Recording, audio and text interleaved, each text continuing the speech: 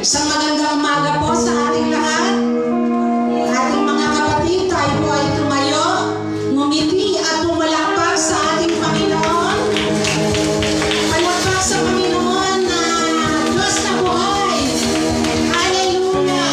Hallelujah! Hallelujah! Salamat sa isang napakagandang umaga na pinagkaloob ng ating Panginoon.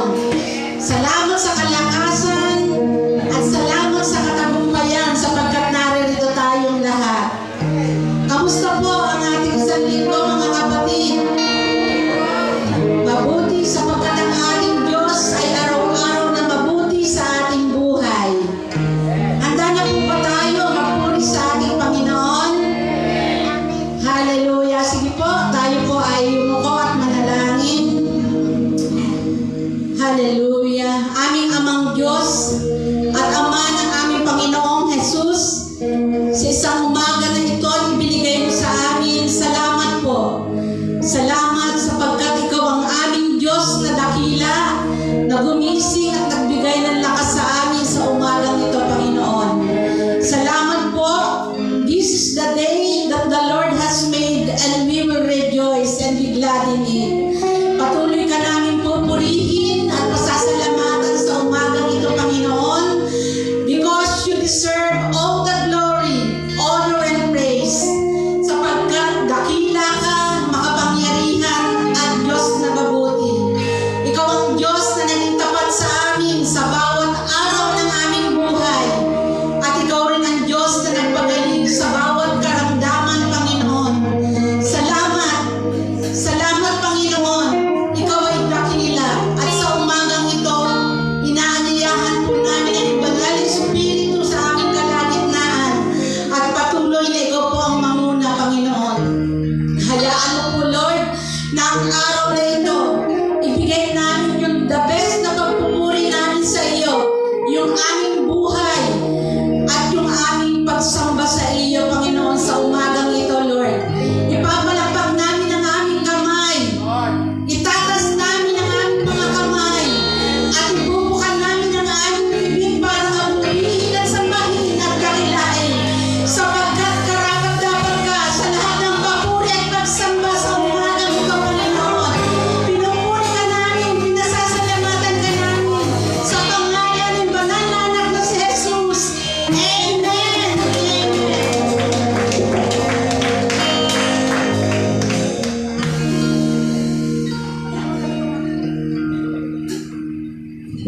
Good morning po sa ating lahat, mga kapatid. This is the day that the Lord has made. Buksan po natin ang ating Biblia sa 1 Timothy chapter 6, verse 17 to 21. Command those who are rich in this present world not to be arrogant nor to put their hope in wealth, which is so uncertain, but to put their hope in God, who richly provides us with everything for our enjoyment. Command them to do good, to be rich in good deeds, and to be generous and willing to share. In this way, they will lay and treasure for themselves as a firm foundation for the coming age, so that they may take hold of the life that is truly life. Timothy, guard what has been entrusted to your care. Turn away from godless chatter and to opposing ideas of what is falsely called knowledge. Purihin ng Diyos sa pagbabasa ng kanyang mga salita.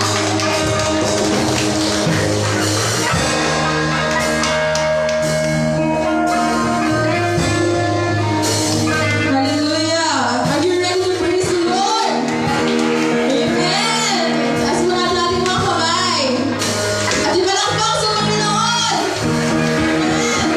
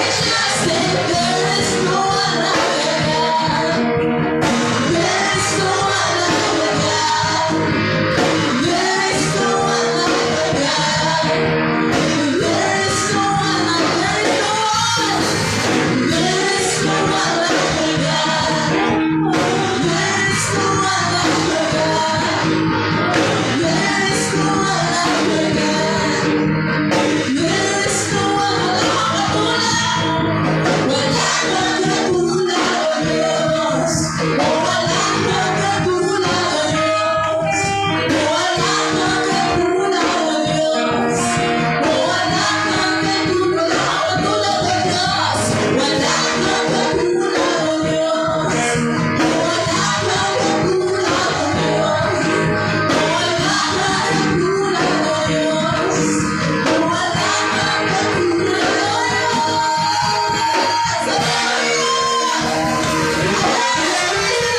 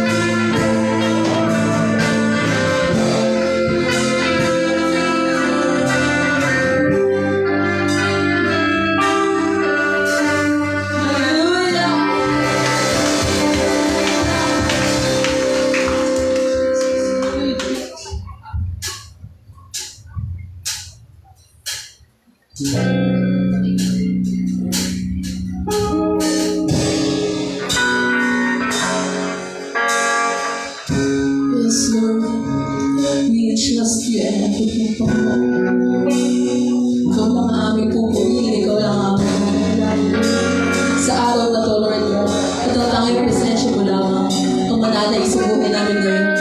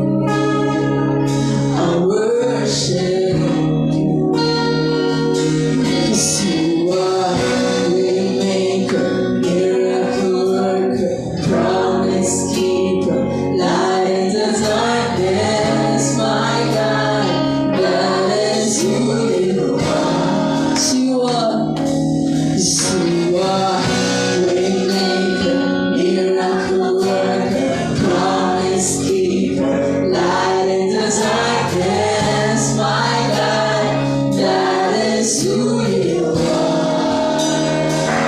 You are here, touching every heart. I worship you. I worship you. You are here, in every heart. I worship you.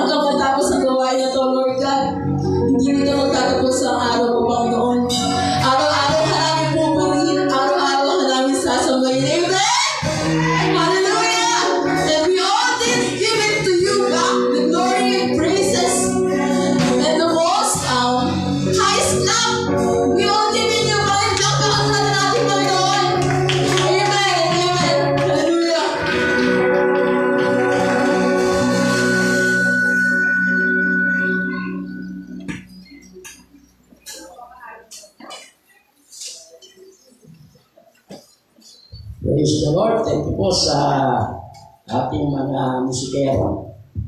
Praise God.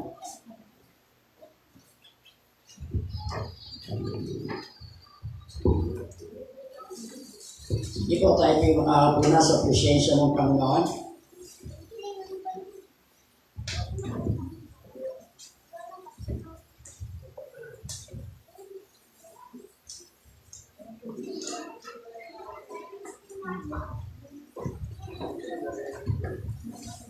Po, pwesto na tayo sa ating mga paboritong upuan.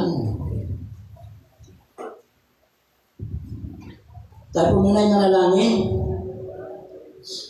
Panginoon, kami po ay nagpupuri, nagpapasalamat Lord sa napakagandang umaga itong pinaglob sa amin. This is the day that you have made and we will rejoice and be glad in it. Maraming salamat sapagkat kami po ay mayroong Diyos na nagmamahal sa amin, nagmamalasakit sa amin.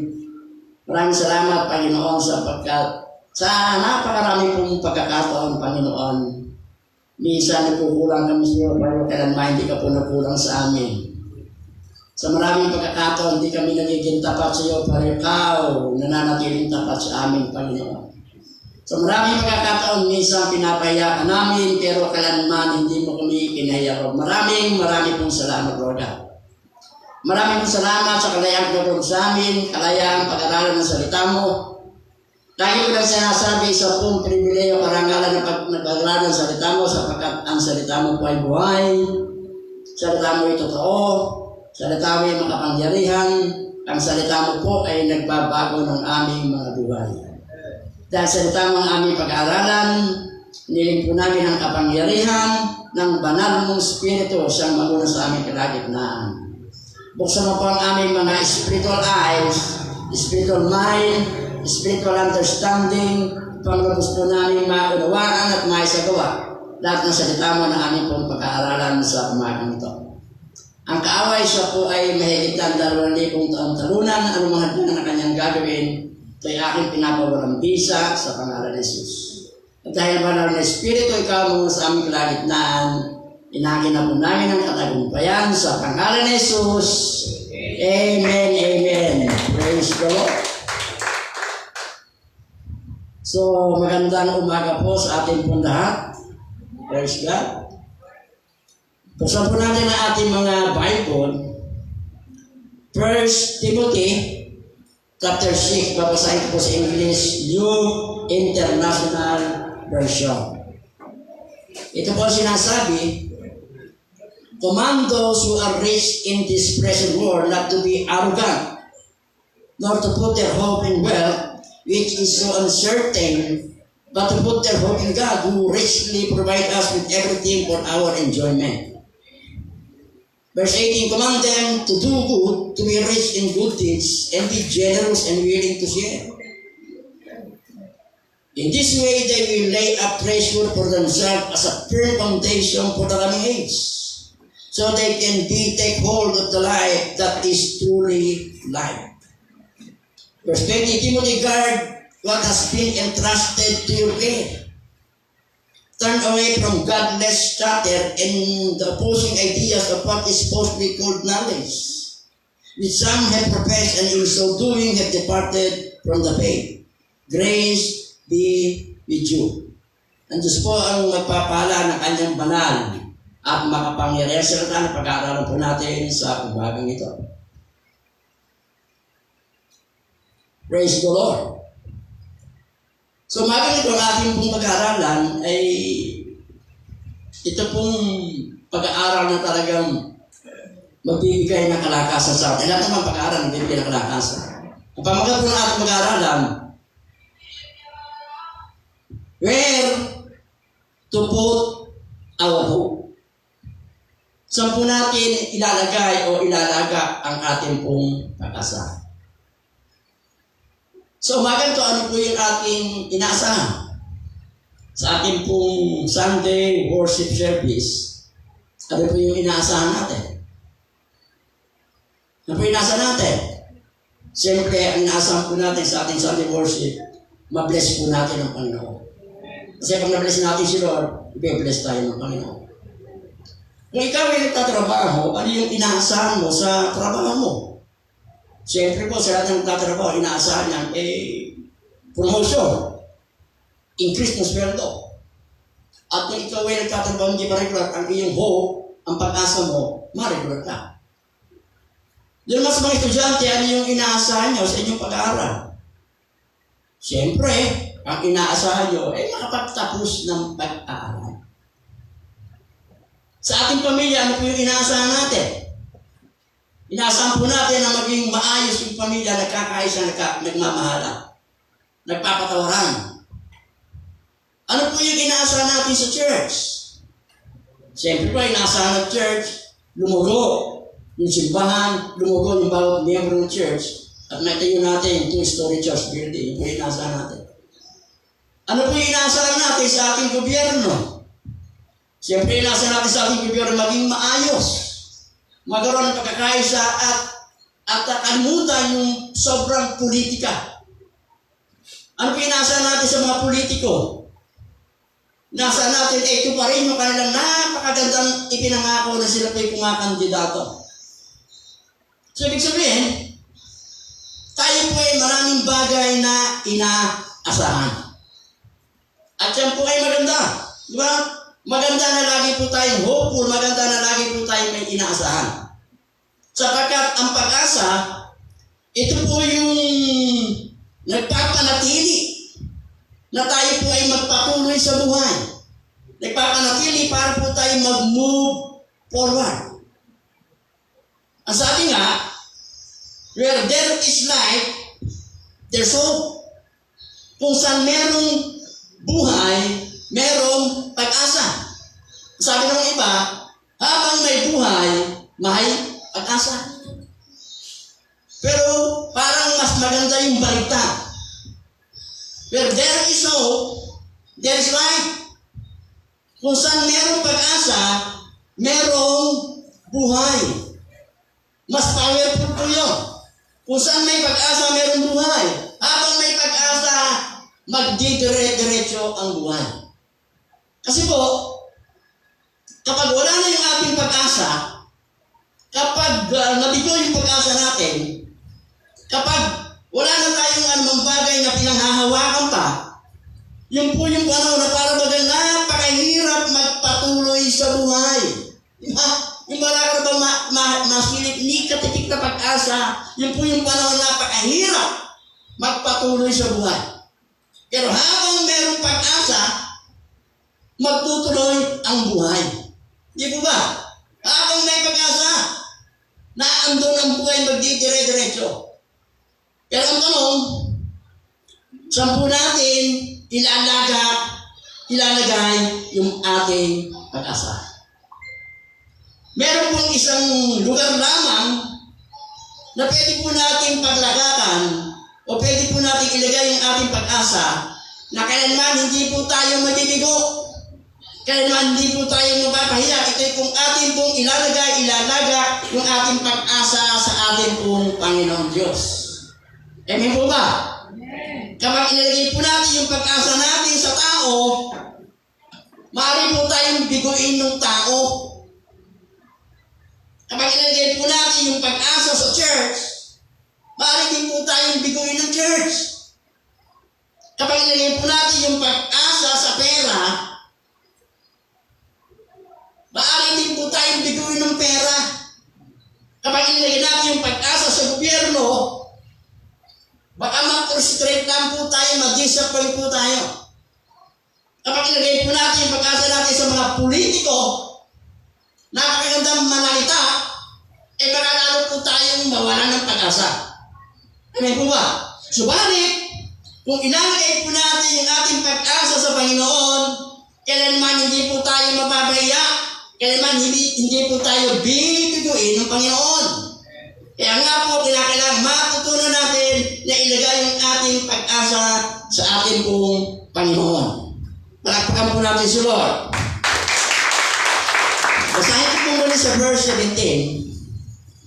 Sabi po dito, command those who are rich in this present world not to be arrogant, nor to put their hope in wealth, which is so uncertain, but to put their hope in God who richly provide us with everything for our enjoyment. So Roman number 1, ilagay po natin yung ating pag-asa sa Diyos kaysa sa kayamanan. Put our hope in God, not in wealth. Ilagay po natin ang ating pag-asa sa Diyos, hindi sa pera. Dito po yung nagsimula po si Paul sa kanyang salita, in-address po niya yung mayayaman.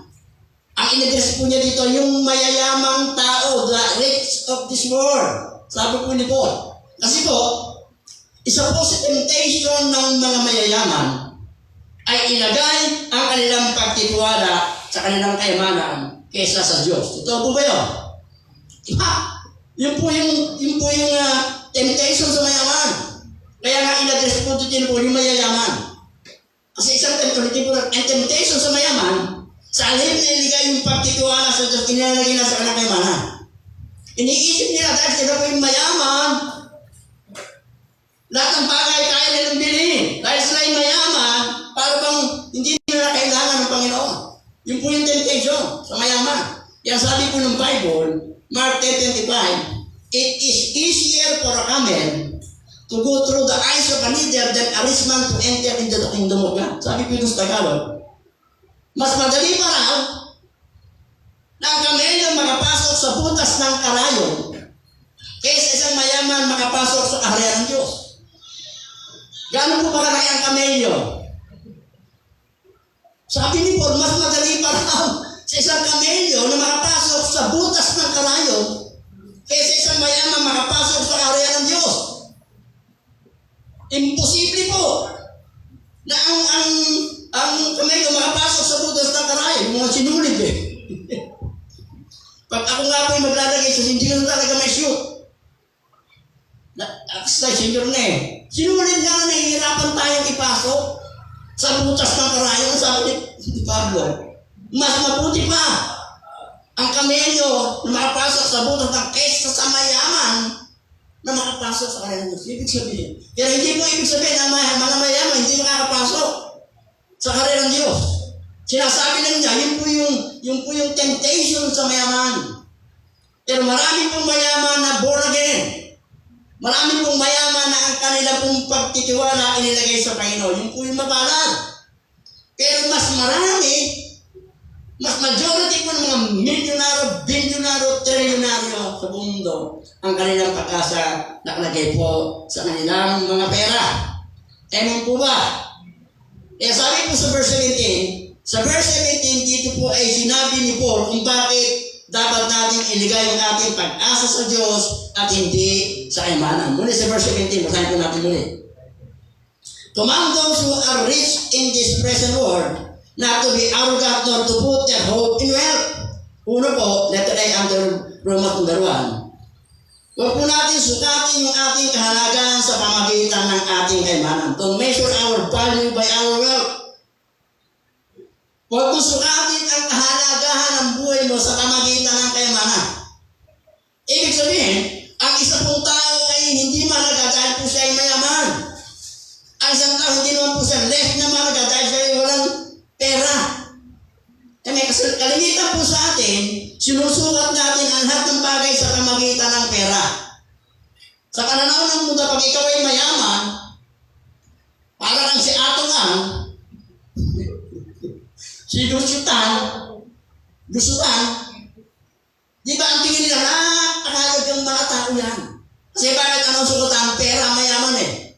Pero makikita mo yung mga tao, mga grasa boy, mga namamalimos, ang tingin dyan, walang halaga. Sa paningin po ng mundo, ganun po yung paningin ng mundo, pero ang paningin po ganun ang paningin ng Panginoon. Ang command nito, directed to those who are rich in this present world. Yung mayayaman. Sa panahon ito, pag sinabing present world, present age, yung panahon na kung saan po tayo naninirahan. Present age ngayon, yung mayayaman po ngayon, na napakarami pong mayayaman ngayon. Diba? Barya-barya lang. Pag tinignan mo, pag naalala ko lagi eh, nung kami po ay pumupunta ng Tagaytay, diyan kami nadaan sa Santa Rosa. Sabihin ko siya, Edmond, Pastor, nakikita mo, doon na nakikita mo yan, Yang lupang nakatanaw mo na yan, hanggat kayang tanawin ng iyong mata, pag-aari ni Lucio Tan. Hindi mo kayang tanawin. Sa lawak ng lupa, hindi mo kayang tanawin. Pag-aari ni Lucio Tan. At ang tingin ng tao, napakalagang tao niya. Hindi mo niya papansin. Pag may na-aksidente na mahirap, namatay, 10,000, 20,000, sold na, di ba? Pero pag mayaman, kilalang tao, ay naku, hindi mo kayang regulate kasi ang halagang milyon. Sa pananaw ng mundo, ang basihan at kahalagaan ng buhay ng tao, kayamanan. Pero sabi po dito ng Panginoon sa pamagitan ng Apostol Pablo, huwag mong sukatin ang halaga ng buhay mo sa pamagitan ng kayamanan. Dito po sabi ni Paul, ang kanya pong direkta sabi niya, those who are rich in this present world. Ito pong word na ito, pinabubuhay po natin ngayon. Sa Bible dito sa ating binasa, the Bible speaks of two different ages. The present age, na kung saan ito po yung ngayon pinamumuhay natin, and the coming ages, pag binasa po natin, nandito rin sa Bible. Sabi po sa verse 19, in this way they will lay up treasure for themselves as a firm foundation for the coming age. Present age, yung panahon po natin ngayon, na kung saan tayo nabubalik, yung coming age, yung pagbabalik po ng ating Panginoong Jesucristo. Yung present age, yan po ay nabahira ng kasalanan. Yung darating na age, coming age, ito po ay markado ng perfection. The present age is temporary, the coming age is eternal.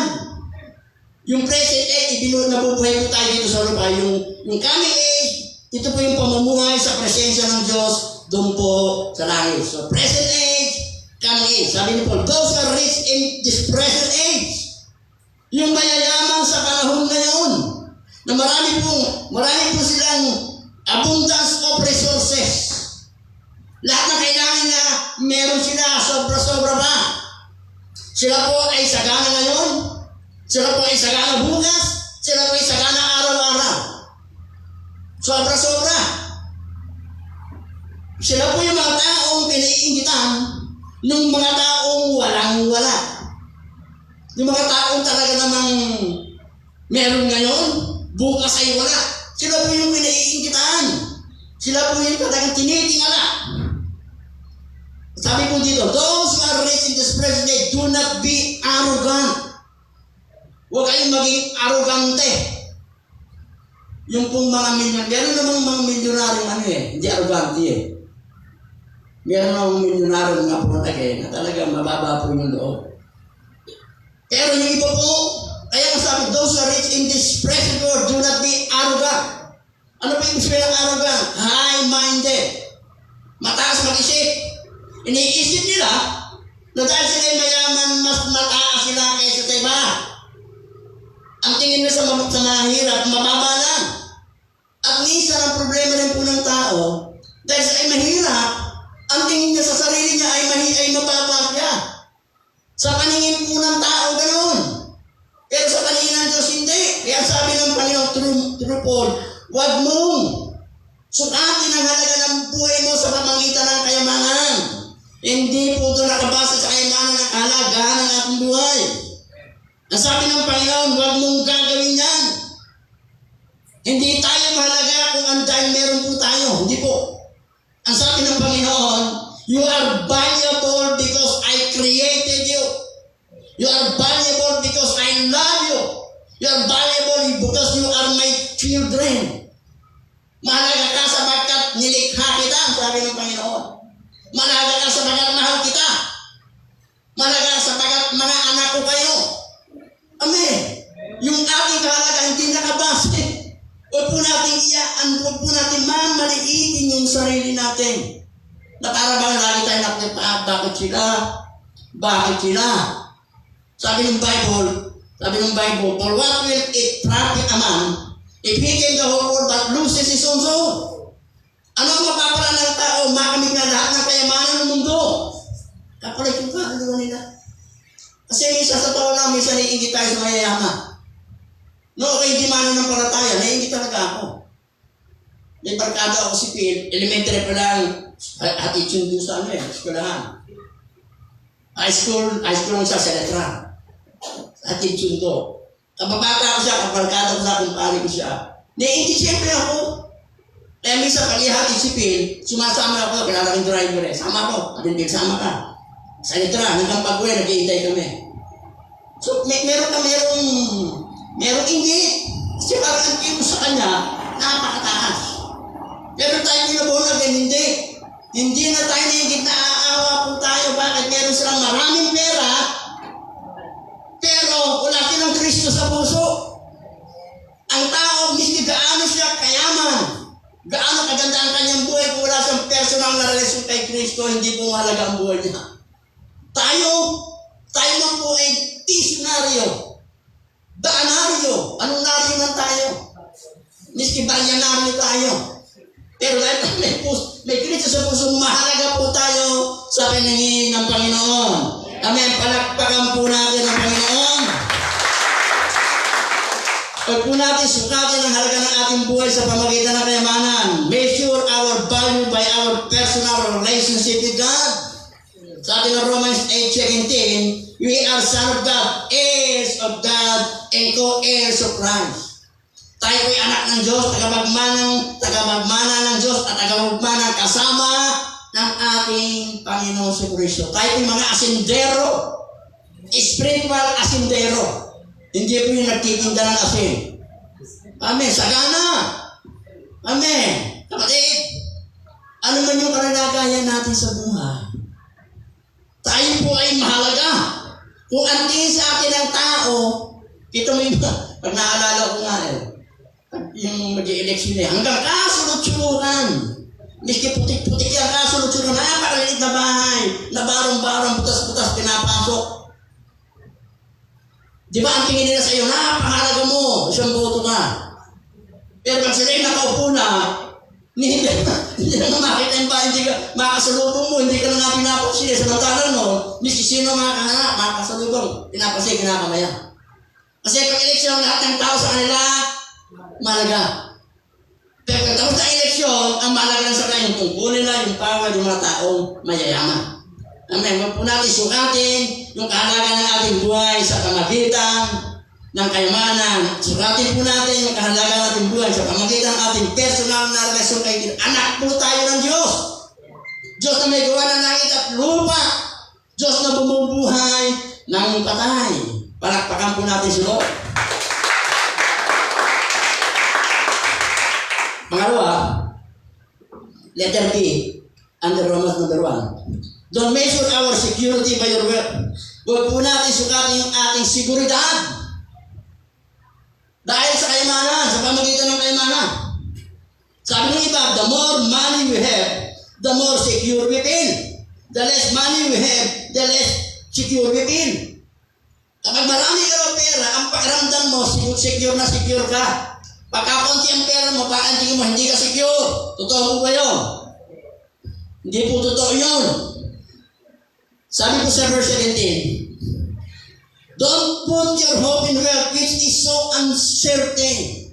Huwag mo ilagay yung pagtitiwala sa pera, sa kayamanan kasi hindi sigurado, uncertain.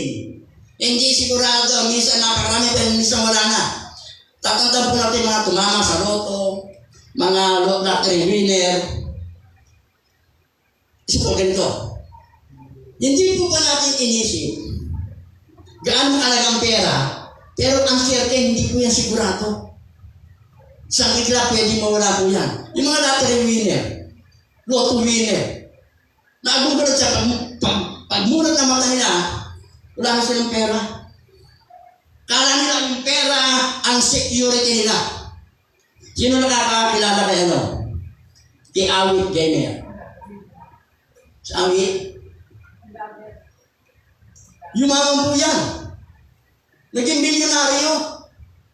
Ang ganda ng bahay, yung mga sasakyan, puro talaga naman ang gaganda.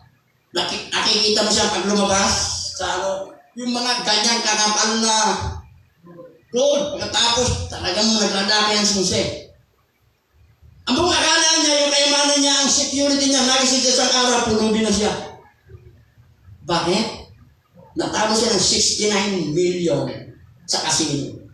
Sabi ng kapatid ni Juan Cruz, nagtitinda na lang ng homemade alamang.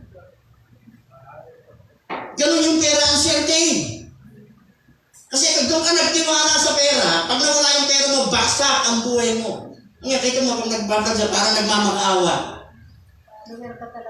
Hindi na, kasi minsan nakikita ko kasi siya, nakikipagpustahan sa bilyar, milyon kung ano, milyon, humingi siya ng partida, milyon ng ano, yung mamusta.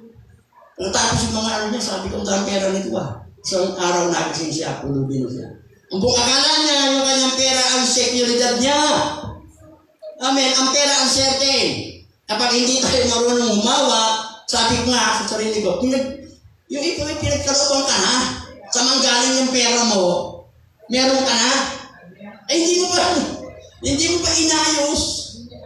Di ba, hindi mo ba inisip yung pamilya mo? Naibenta po yung mga bahay, naibenta lahat ng sasakyan.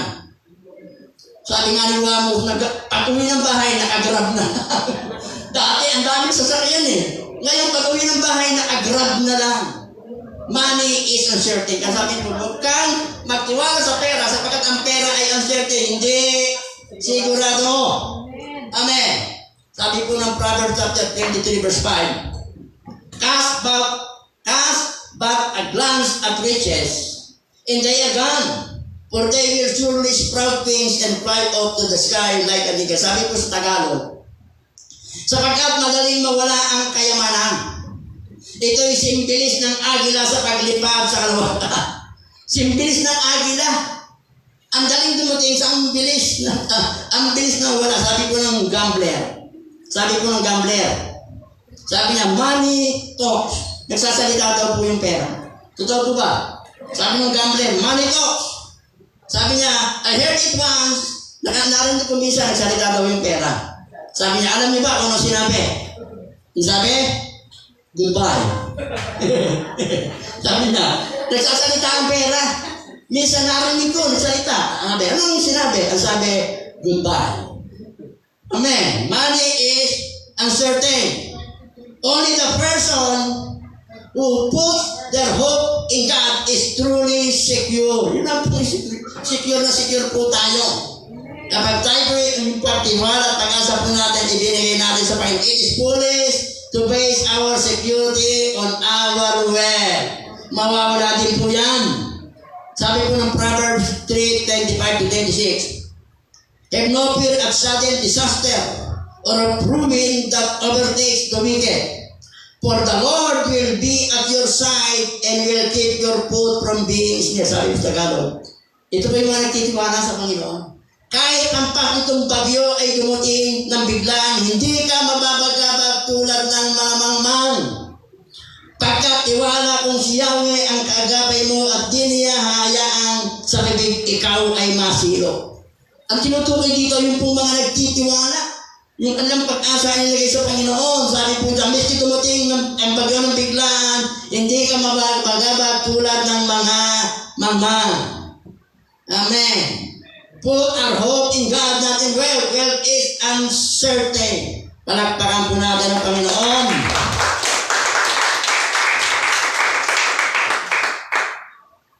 Huwag po natin sukatin ang ating halaga ng buhay sa pamagitan ng kayamanan. Huwag po natin sukatin yung seguridad natin sa pamagitan ng kayamanan. Don't expect enjoyment in life to come from wealth. Huwag po natin asahan ang kasiyahan ng buhay ay magmumula po sa pera. Ulitin po natin. Huwag po natin asahan na ang kasiyahan po ng buhay ay magmumula sa kayamanan. Money, more money never made anyone happy. Yung maraming pera, hindi po niya ginagawang masaya ang tao. Sino po yung masaya pag may pera ka? Pag may pera ka, masaya ka. Alam mo may pera ka, malulungkot ka. Pero sabi, more money. Yung pera kasi natin, ano lang sakto. Di ba? Panama lang sakto-sakto lang Pero more money, ibig sabihin maraming pera, never made person happy. Kung hindi kayo niniwala, tanungin mo po yung mayayaman. Tanungin mo po si Manny Villar. Sa napakaraming pera kung masaya yung buhay niya. Si Atong Ann, tanungin mo natin. Tanungin natin si Atong Ann, million, billion nga ang pera eh. Tanungin natin kung masaya ang buhay niya. Masaya ba ang buhay? Delikato, sa nawawalan sa buhay ko. Di ba? Tanungin po natin yung mayayaman. Kung masaya yung buhay nila, hindi masaya ang buhay nila kasi ang pera hindi yung nagbigay nila para tayo masaya. So, katulad natin, pag nagkaroon ng pera, masaya tayo. Yung perang sapat-sapat lang, may sobrang mga kaunti lang para sa mga pangangailangan. Tuwan-tuwa na po tayo. Pero sila, milyon-milyon na ang pera, diba? Milyon-milyon na ang pera, bilyon ang dami ng negosyo ang iniisip. Paano pa kaya ako kikita? Kaya hindi masaya ang buhay nila. Bakit? Lagi iniisip, madagdagan yung pera. Lagi iniisip, paano na pag nabankrupt ako? So hindi po masaya yung buhay nila. Tayo, ang pera natin, sakto-sakto lang. Pero pag tayo humiga na tulog, nanalangin, nagbasa ng Bible na tulog, pag-isip natin, umaga na. Di ba? Masaya ang buhay pag ating pong pagtitiwala ay binigay natin sa Panginoon. Palakpakan po natin si Lord. Amen. Nabibili po ng pera ang napakaraming bagay. Makakabili ka ng sasakyan, makakabili ka ng bahay at lupa, maka-gadget, lahat ng pangangailangan, mapag-aaral ng mga anak mo sa mga eksklusibong eskwelahan. Sabi nga ng mga harang, money buys everything. Mabibili ng pera at ng bagay, material na bagay, pero hindi po kayang bilihin ng pera ang kaligayahan. Hindi kayang bilhin ng pera ang kapayapaan. Hindi kayang bilhin ng pera yung pag-ibig. Amen. Lahat po nang meron po tayo galing sa Diyos. May hindi lamang po natin yan kapag tayo naniwala na kung anong meron tayo regalo ng Diyos atin. Doon po natin ma-enjoy. Pero kasi kung tayo meron, pagkatapos ang tingin mo, kaya ka meron sapagkat magaling ka, mahusay ka, kasi masipag ka, hindi natin ma-enjoy. Pero gaano man yung meron tayo, pero naniniwala tayo, itong perang ito, itong meron ako, ito'y galing sa Diyos, regalo ng Diyos, doon po natin ma-enjoy.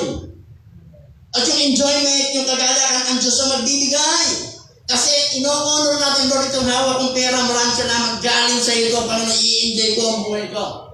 Amen. True enjoyment, mararanasan po natin, magkano man ang hawak natin, kung tayo pinaniniwala na yung hawak ng pera, ano man yan galing sa Diyos, regalo sa iyo, then na-enjoy po natin. Pag inisip natin, ako to, magaling ako, kaya magaling ako. Hindi ka magiging masaya, hindi mo ma-enjoy. Kasi bakit?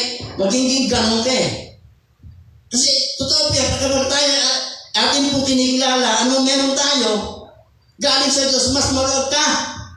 Mas bukas ang palad mo na magbigay. Kasi bakit? Alam mo, bigay ng Diyos eh. At alam mo, kapag ng Diyos, pag binigyan ka, magbibigay ka rin. Pero pag sinasabi mo itong aking kayo mga galing sa akin, lagi kang ganyan. Amen. Sabi po ng Ecclesiastes chapter 5 verse 19 to 20. Moreover, when God gives someone wealth and possession and the ability to enjoy them, to accept their lot and be happy in their turn, this is the gift of God. Sabi po dyan. Sa verse 20, they seldom reflect on the days of their life because God keeps them occupied with gladness of heart. Sabi sa Tagalog sa verse 20, sa ngayon, hindi siya malulungkot kahit na maikli ang buhay niya sa daigdig sapagkat puno naman siya ng kasiyahan. Katulad po ng sinabi natin, anumang meron ka kapag kinilala mo ito ay regalo ng Diyos, may i-enjoy po natin. Magkakaroon tayong kasiyahan sa buhay. Ecclesiastes chapter 6 verse 1 to 3. Narito ang isang kawalan ng katarungan na nagaganap sa mundo. Isang tao na binigyan ng Diyos ng malaking kayamanan, maraming ari-arian at karangalan, sa kasawiang palad, hindi niloob ng Diyos na tamasain niya ang kasiyahan dulot ng bagay nito, pagkus ay iba ang nakinabang. Ito man ay walang kabuluhan na nagdudulot lamang ng sama ng loob. Sino mo ano? Ang dami yung binigay sa iyo kayo, pero hindi ka man nakinabang iba. Sabi ko sa susunod na talata, mabuti pang hindi Mapapahamak ang sanggol na pinanganak na patay kaysa isang taong nagkaanak ng 100 at nabuhay ng matagal, ngunit hindi naranasan na maging masaya at pinarang nang siya ay ilibing. Mas mabuti pa raw yung sanggol na pinanganak na patay kaysa isang tao na anak ng 100 ng anak pero hindi nakaranas ng kasiyahan. Amen. Kasi kung gaano tayo kayaman, yan pong napakaraming mayaman eh. Pero hindi nila kinikilala yung kayamanan nila ay regalo ng Diyos na yung kakayanan ay bigay ng Diyos. Ang Diyos po nagbibigay ng kakayanan para tayo yumaman. Yung lahat ng kakayanan, expertise na mayroon tayo galing sa Diyos yan. Pero hindi kikilalanin ng mga mayayaman yan, hindi nila ma-enjoy yung buhay. Pero salamat po dun sa mayayaman na born again. Marami pong mayamang born again, may-ari ng Colgate. Di ba? Born again yun yun. Hindi, may-ari ng Colgate. May-ari ng Colgate. May-ari ng Colgate, born again. May-ari ng Colgate na close up. May-ari ng Colgate na close up. Born again po yun. Pinagpapala po siya. Kasi bakit? Sapagkat alam niya na yung meron sa negosyo niya galing sa Diyos, kaya kumain po niya, mapagbigay po sa mas lalo sa pinagpapala. Alam mo niya kung magkano binibigay sa Panginoon? 90%. Binaligtad niya. Tindahan sa kanya sa Panginoon 90. Pero bakit hindi nalulugi? Pinagpala niya ang Panginoon eh. Pinagpala rin siya ng Panginoon. Amen. Palakpakan po natin si Lord. So enjoyment of life comes from God. Ang enjoyment po na kasiyahan po ng buhay, hindi po yan galing sa kayamanan. Hindi galing sa ating pag-aari, hindi dahil sa ating katungkulan. But rather, enjoyment in life is a gift from God. Regalo po ng Diyos yan. It is God who richly provide us everything for our enjoyment. Sabi po ng verse 18, di ba? Pag pinasa po natin. Sabi po dito, command those who are rich in this present world not to be arrogant or put their hope in wealth, which is so uncertain, but to put their hope in God, who richly provide us with everything for our enjoyment. Lahat ng bagay na kailangan po natin sa kasayan ng buhay, ibinigay na po ng ating pong Panginoong Diyos. God gave us so many things to enjoy. Napakarami pong bagay na ibigay ang Diyos sa atin, dapat po natin enjoy. Meron tayong pamilya, enjoy. Diba? Meron kang trabaho. Meron tayong simbahan, meron tayong church. Meron kang ministry. Lahat ng meron tayo galing sa Panginoon, i-enjoy po natin. Habang kinikilala natin ang lahat ng meron tayo, regalo po ng ating Panginoong Diyos. Palakpakan po natin ang Panginoon.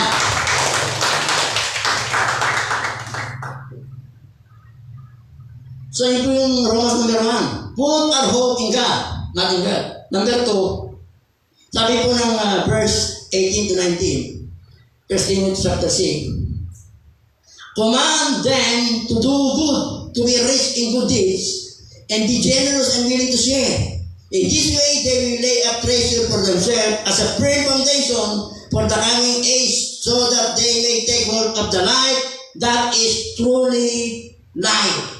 So number 2, store up treasure in heaven, not on earth. Store? Mag-ipon o mag-impact po tayo ng kayamanan sa langit, hindi dito sa lupa. Amen. Sabi po dun sa verse 18, command them to do good, to be rich in good. Paano po tayo makapag-store up ng treasure sa heaven instead of earth? Sabi po doon sa verse 18, command them to do good, to be rich in good. Be good in good deeds. Maging mayaman po tayo sa mabuting gawa. Amen. Hindi man tayo mayaman sa pananalapi. Ang sabi ng Panginoon, maging mayaman po tayo sa mabuting gawa. Amen. Ang kausap rin po dito, ang sinasabihan po dito ni Pablo, yung paling mayayaman. Pero ito po i-apply sa akin lahat. Apply sa akin lahat po ito. Amen.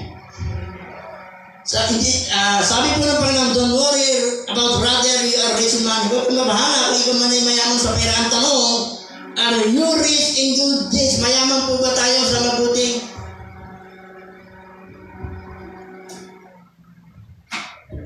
Biglang nag-resurrect. Biglang nabugal.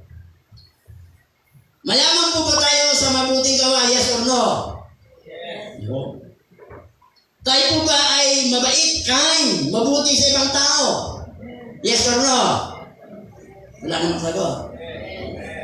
Tayo po ba ay humahanap ng kaparaanan para makatulong sa ibang tao? Yun po yung inaasahan naman tayo. Naghahanap ka ng paraan para makatulong sa iyong kapwa. Hindi tayo yung naghahanap ng kaparaanan para tayo pitulungan. Lagi tayo nakapila, ayun na lang.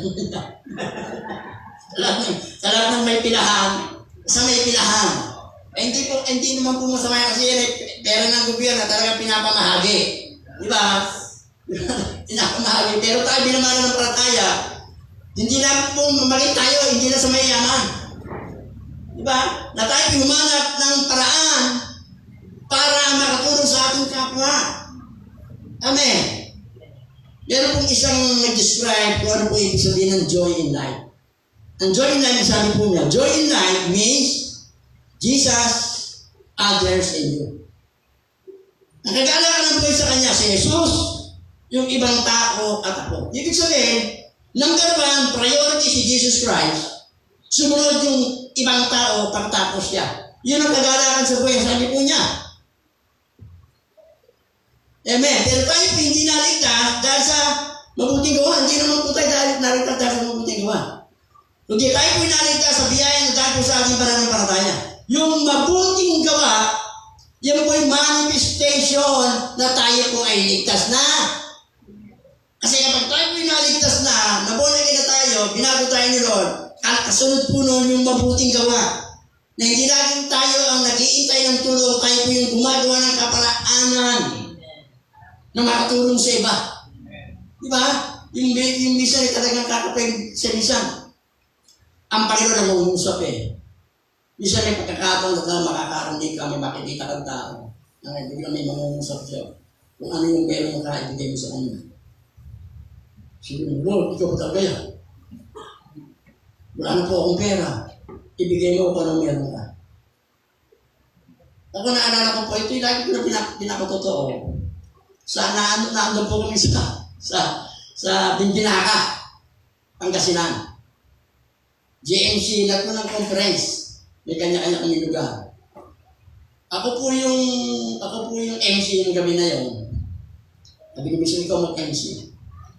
Tapos, pagkatapos po nung gawain, meron po nga isang nagpulong sa akin. Sabi, Pastor, meron nangangailangan. Meron tayong pastor na may sakit. Pwede ba kumuha ka ng love offering? Hindi sinabi ko po, ganito. Meron po tayong kapatid, si pastor na ganito, nangangailangan po ng tulong. So, malaya po tayo, magbigay po tayo ng offering. Ako, ang hawak ng pera, uwi po ako ng GMC. Ako nasa Quezon, uwi pa ako ng San Pedro.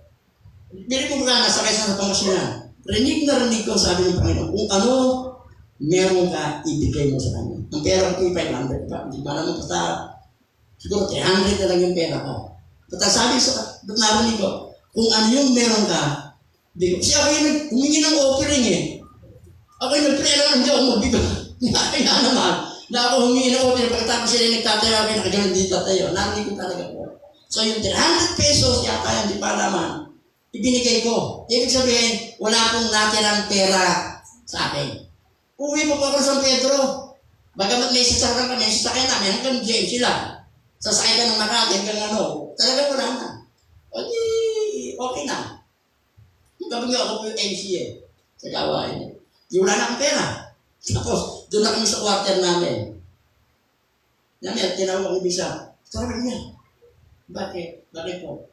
Meron na bless doon sa pag-MC ko. Hindi na po talaga pinala siya. Hindi ko mali limantaan niya ang 1,000. Meron na bless sa akin. May na-bless ko sa pag-ano ng MC mo. O may nag-bless sa'yo. Tingin ko, hindi mo na maalala. 500 yata o 1,000 pesos. Kasi may ganun pagkakataon na talagang mismo yung hawak-hawak mong pera Kasi doon po tayo susubukin ng Panginoon eh. Di ba? Doon po tayo susubukin ng Panginoon na talagang narinig mo ang tinig ng Diyos, susunod ka ba? Kaya minsan, Lord, ikaw ba yan? Ikaw ba yan? Eh, wala na po akong pera. Sabi na, oo, ito. Hindi ikaw yan. Huwag na po tayo makipag-argumento. Kapag sinabi ni Lord, sumunod po tayo at alam na po natin yung kasunod. Pero, susunod po tayo ng bukal sa puso natin.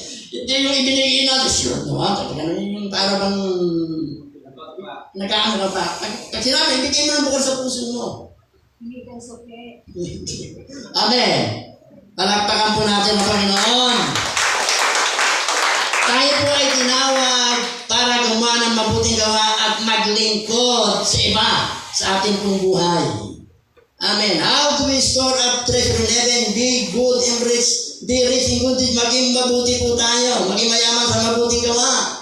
Hindi po tinitinan ng Panginoon kung kano wala kayong binibigay natin. Basta ibigay po natin in good faith, nangangailangan, kasi bisa maraming dadaan dyan eh, hindi siya manuloko pa. Basta sa tingin mo yan, basta nagbigay ka in good faith, alam ng Panginoon yan.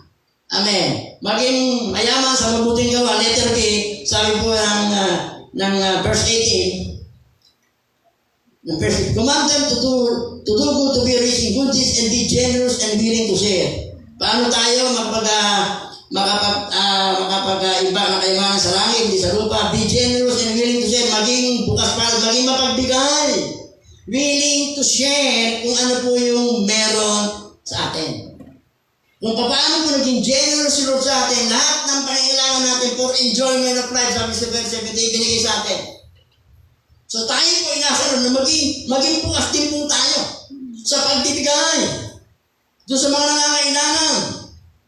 Amen. The more we have, the more we should be willing to share what we have with others, especially those who are in need. Amen.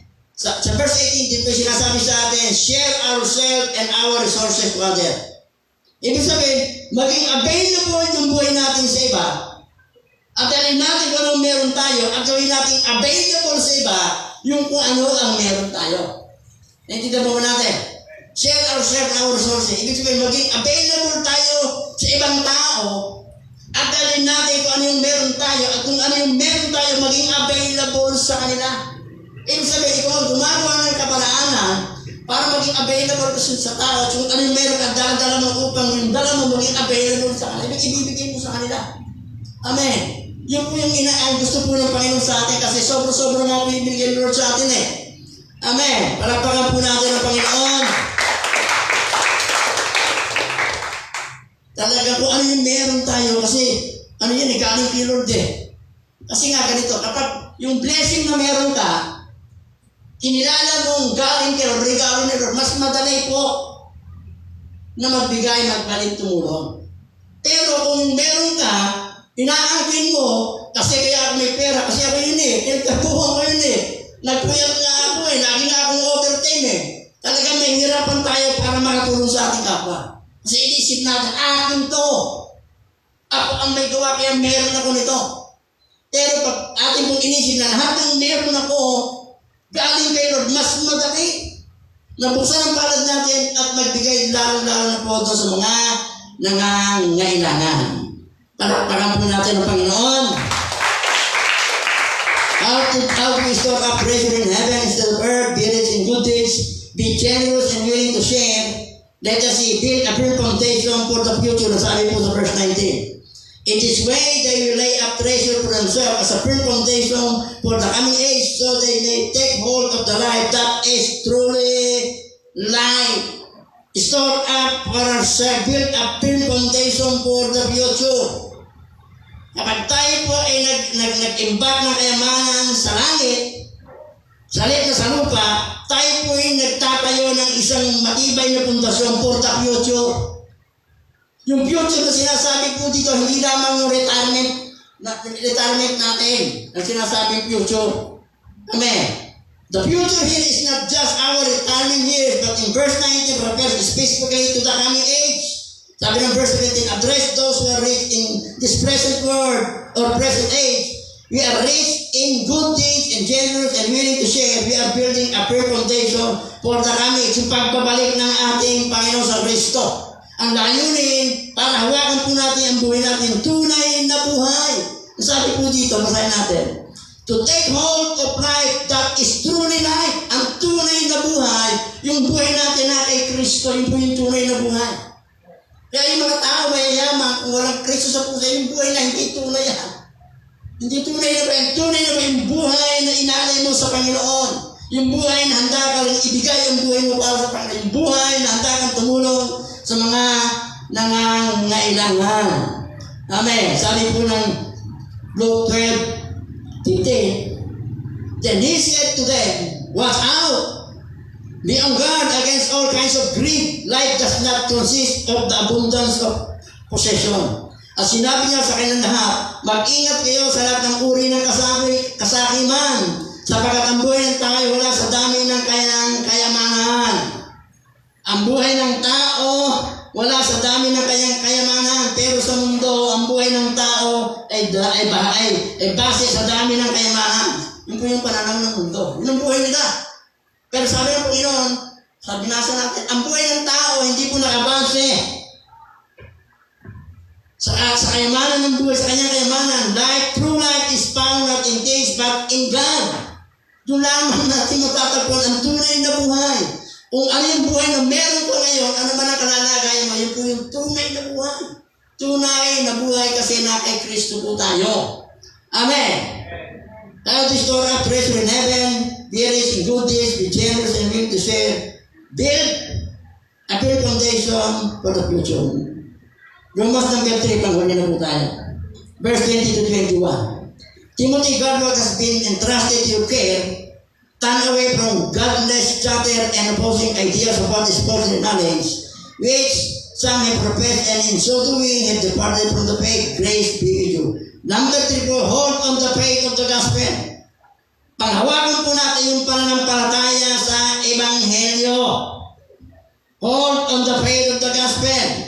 Paano po natin panghawakan yung pananampalataya sa gospel? Sabi po sa verse 20, Timothy, God what has been entrusted to you. Paano natin panghawakan yung pananampalataya sa gospel? Letter A, God what God has entrusted to us. Bantayan po natin kung ano yung pinagkatiwala sa atin ng Panginoon. Ang tinutukoy po natin po yung message of the gospel.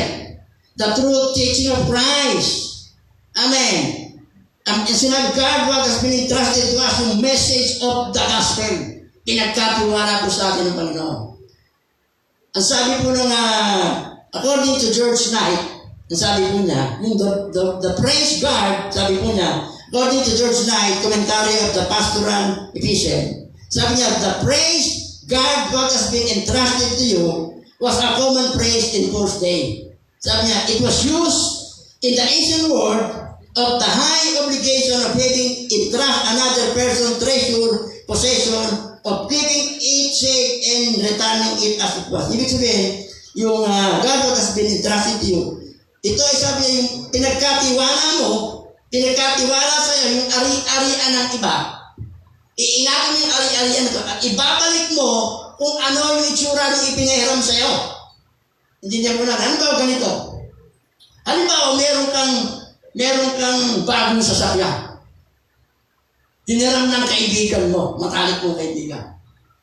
Siyempre, pinahiram mo. Ang inaasahan mo, iingatan niya yung sasakyan hiniram kasi brand new eh. At ibabalik niya yung sasakyan kung ano yung itsura ng hiniram sa'yo. Kaya yung hiniram sa'yo, napakalinis yung sasakyan. Brand new pinahiram mo. Ang inaasahan mo, iingatan niya yung sasakyan, ibabalik niya kung ano yung itsura ng pinahiram sa kanya. E paano kung ibinalik niya sira-sira? Plat yung sasakyan. Wasak-wasak, tapos walang paliwanag, matutuwa ka ba? Siyempre hindi. Meron kami dating tricycle. Hindi man ako namasada. Na ipapasada. Hiniram ng kumpare ko sa paring Odi. Si paring Odi, hiniram. Kaya pare, pwede ba may nakasalit pumunta na ba? Hindi ko alam, pinamasada para. Pagbalik ko sa sakyang plat, pagkatapos may sira, so pare, ano nangyari dito?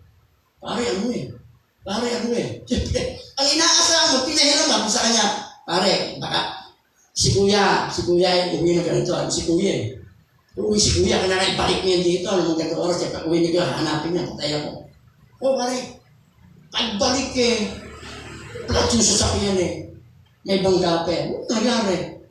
Pare, aksidente ako. Inaasama mo, pinahiram mo. Pare, kinakailan ko ha. Kinakailan, ibabalik ko yung ganyan. Eh, binalik, sira-sira. Di ba ang inasa natin, hiniraman ka, iingat, ibabalik. Ibabalik kung paano, kung ano yung tsura ng pinahiram sa kanya. The gospel is God's treasure possession na mayroon pong kapangyarihan to save those who will believe. Ang pinagkatiwala sa atin, the message of the gospel. The message of the gospel has the power to save. Doon sa lahat po ng maniniwala, yun po yung kapangyarihan ng gospel na pinagkatiwala sa atin ng Panginoon. Pinagkatiwala sa atin ng ingatan po natin yung gospel. Huwag po natin papalitan yung gospel. Huwag po natin babaguhin yung gospel. Huwag po natin idadamage yung gospel sa pamagitan ng ating personal testimonya. Kasi minsan yung gospel nadadamage dahil sa ating personal na testimonya. Kasi ang gospel may power to save yan eh. Pero yung buhay natin may damage din. Mawawala yung power to save. Kasi hindi na yung salita ng Diyos makapangyarihan, lagi nakabase yan dun sa nagdadala ng message. The gospel message has the power to save. Pero kung yung magdadala ng power to save na gospel, ay mayroong diferensya yung buhay, wala yung power ng message. Dahil sabi dito, ingatan natin. Pinagkatiwala sa atin. Ingatan natin, huwag natin babaguhin, at huwag natin idadamage sa pamagitan ng ating personal testimony. Mamuhay tayo ng tama. Higit sa lahat, share the gospel. Pinagkatiwala sa atin ng Panginoon, hindi para sa sarilihin. Share the gospel. Amen. Amen. Ibahagi ang salita po ng Diyos. Kasi pinagkatiwala, isa po sa layunin. Kung bakit pinagkatiwala sa atin ng Panginoon? Para ibahagi upang iba'y makarinig ng salita ng Panginoon. Kanino ba ay pagkakatiwala ni Lord dyan? Hindi po pagkakatiwala ng sa mga hindi mananampalataya. Hindi na yung pagkakatiwala kasi wala silang relasyon eh. Tayo pa may personal na relasyon. Anak tayo na sa ating pinagkatiwala, isang napakahalagang mensahe. Treasure, possession ni Lord, pinagkatiwala sa atin. Isang requirement, share the gospel. At pagkatapos, ipamuhay po natin yung gospel. Mamuhay tayo ng tama, ayon po sa kalooban ng Panginoon. Palakpakan po natin.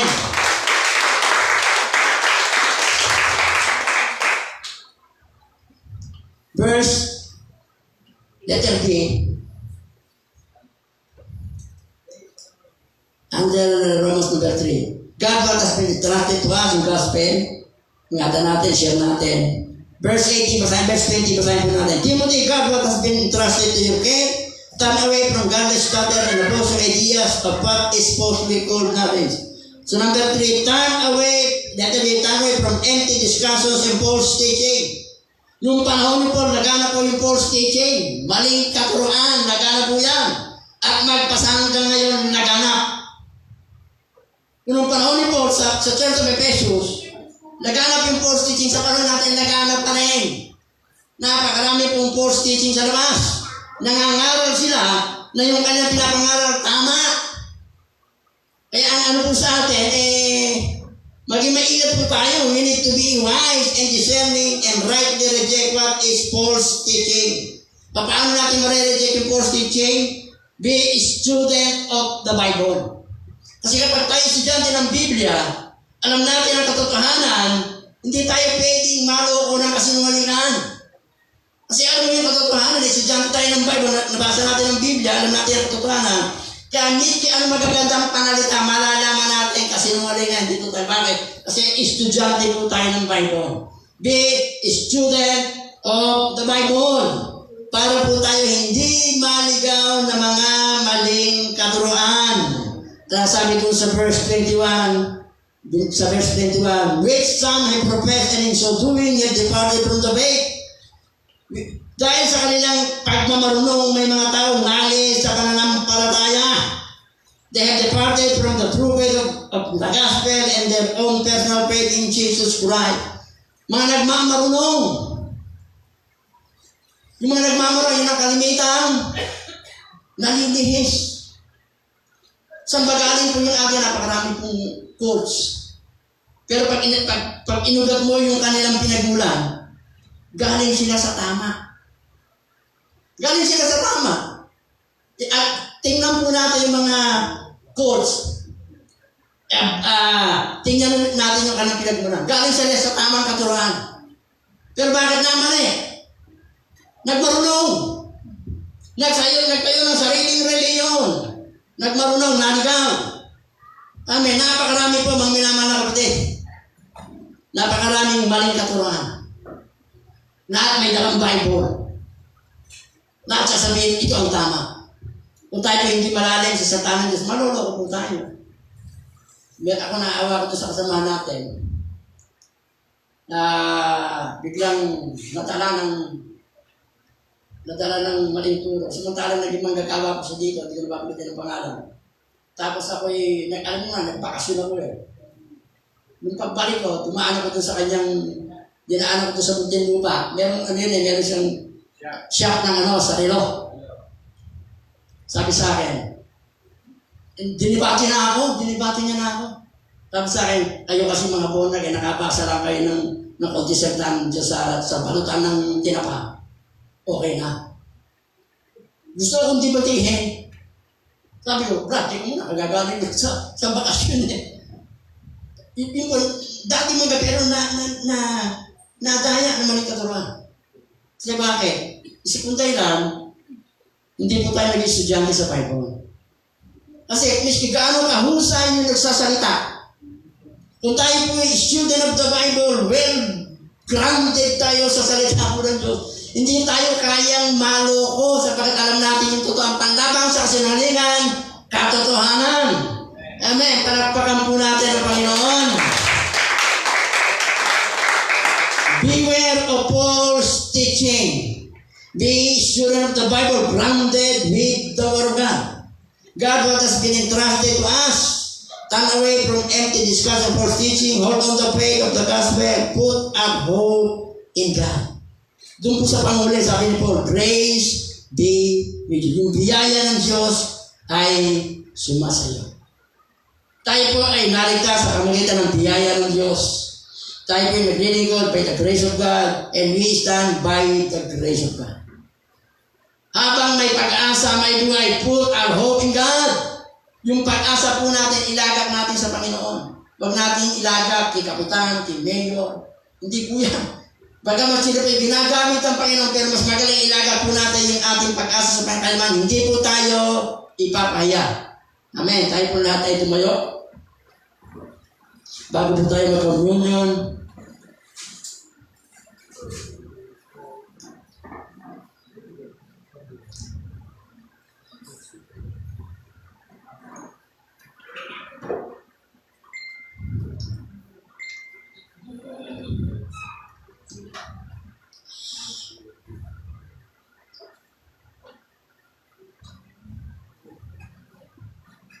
Numbers chapter 6,